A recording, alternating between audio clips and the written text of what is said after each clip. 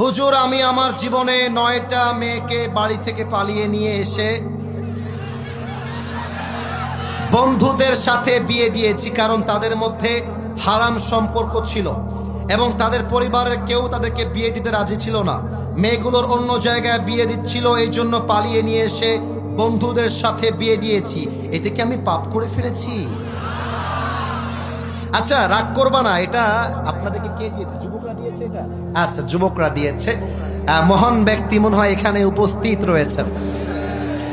আমি তাকে বলবো যাকে পছন্দ তাকেই আমাদেরকে বিয়ে করতে হবে যুবক ভাইরা। তবে খেয়াল করবা কার মেয়ে নিয়ে আসছো, সাবধানে নিয়ে আসবা। ভুলে ভালে ভিন্ন মেয়ে তুলতে গেলে কিন্তু তোমার পেটের চামড়া একটাও থাকবে না। তবে আমার যেটা মনে হয়, পালিয়ে বিয়ে করাটাকে আমি সাপোর্ট করি না, ইসলামও সাপোর্ট করে না।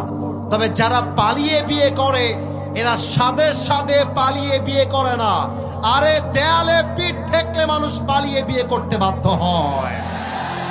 আমার তো মনে হয় যুবকের বাপ যদি যুবককে রাইট টাইমে বিয়ে দিয়ে দেয়, আরে পালিয়ে বিয়ে করবে কেন? ধুমধাম করে সবার সামনে বিয়ে হবে। এখন দেখা যায় যুবকটা বিয়ে করতে চায়, বাপ বলে তুই তোর নিজের পায়ে দাঁড়িয়ে তারপরে বিয়ে করবি। মেয়েটা বিয়ে করতে চায়, বাপ মা বলে তোর বয়স এখনো 18 হয় নাই। আমি দর্শনার কাছে প্রশ্ন রাখতে চাই, 18 বছরের আগে যদি একজন মেয়ে বিয়ে করতে না পারে, 16 বছরের মেয়ে টিকটকে নেচে বেড়ায়, এই আইনটা কোথায় থেকে আসবে যুবক ভাইরা বলো আমাকে? 16 বছরের মেয়ে টিকটকে নাচতে পারবে, পার্কে গিয়ে প্রেম করতে পারবে, হোটেলে গিয়ে বয়ফ্রেন্ড নিয়ে নষ্টামি করতে পারবে, হালাল ভাবে বিয়ে করতে পারবে না।